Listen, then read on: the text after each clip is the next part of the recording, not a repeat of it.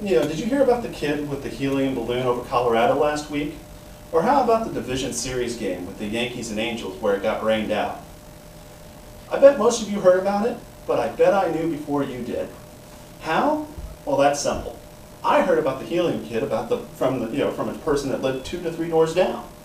And also I heard about the Angels-Yankees game being rained out, not from the internet or the web, not from the internet or from TV or radio, but I heard from the groundskeeper himself. How did I manage to get a hold of those type of people?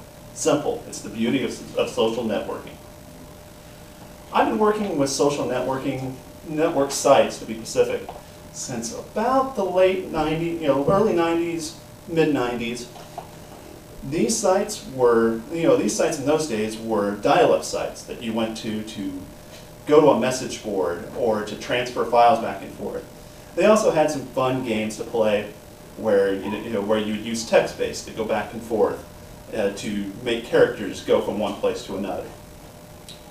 This afternoon, I'd like to share with you a little history about social networking sites and how most of you already use them. But I also want to talk to you about how companies and personal uses for social networking sites have come about. And then finally, I want to talk to you about social networking sites and how they've changed our day-to-day life. This morning, I'm going to say, let's start off with the definition of social networking sites.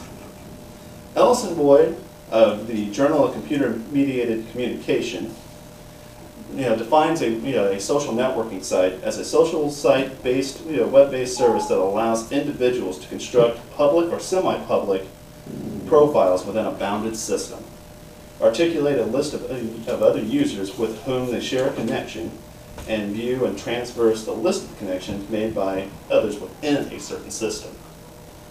This nature and nomenclature also of these connections may vary from site to site. That's a very complicated explanation of what a social networking site is. Reality being is to summarize it, a social networking site is a website in which brings people who have similar interests and similar hobbies together to share their knowledge and to share their expertise. Let's move on to the history of social networking sites. According to Christopher Dixon, in a January '09 article that he wrote for Digital Trends, it all started with the bulletin board systems back in the late 70s and early 80s.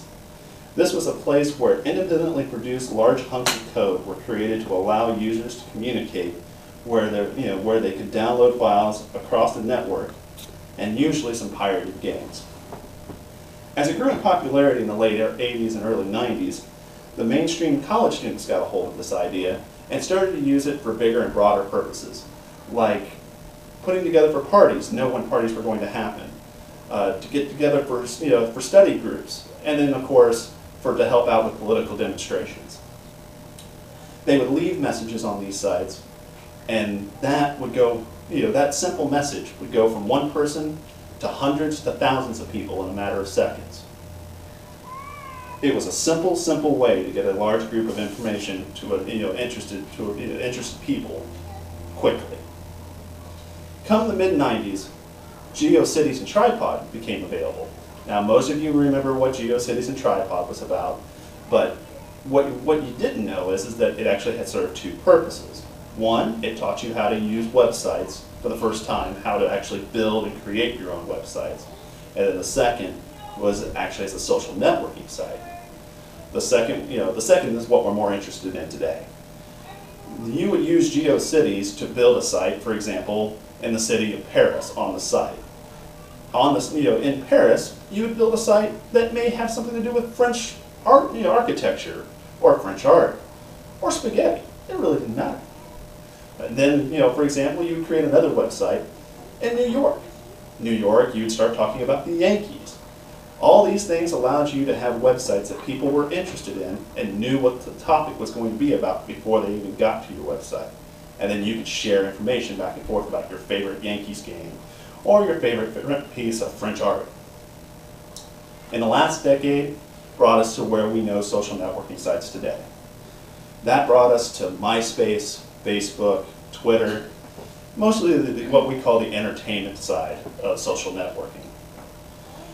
Then we got the other half of social networking, which was the business side. We got websites like LinkedIn and SharePoint for business purposes.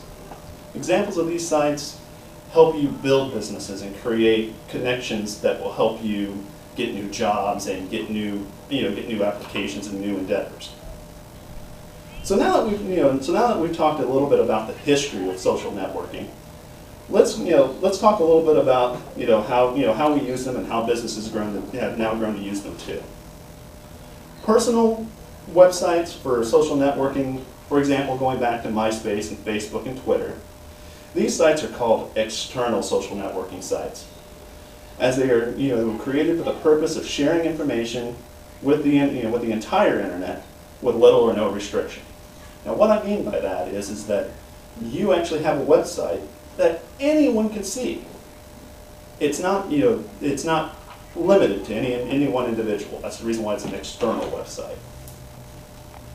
The purposes of those particular units being Facebook and SharePoint, Facebook and MySpace, was to share basic personal information such as professions, hobbies, relationship status, and day-to-day thoughts to a single point where others volunteer to learn about you and learn about your feelings on those subjects. Also, it's been great to help reunite old friends from high school and college. Good examples of that is like Classmates.com. Works very closely with Facebook and MySpace. And of course, we wouldn't be able to talk about Facebook without the games. Hundreds of hours and tons of time has been devoted to to hundreds and hundreds of applications, all built in within Facebook for gaming purposes, for entertainment, no matter where you are in the world. This brings us to the other small piece, better known as Twitter. Twitter takes the purpose of gaming, of individual quick burst messaging to a whole new level. It allows you to get out your individual purpose or your individual story with 140 characters or less.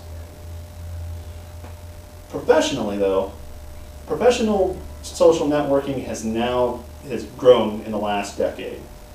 More notably would be LinkedIn and SharePoint. LinkedIn is a professional networking site. This gives you the ability to link with people who have the same profession as you, such as teachers and cooks.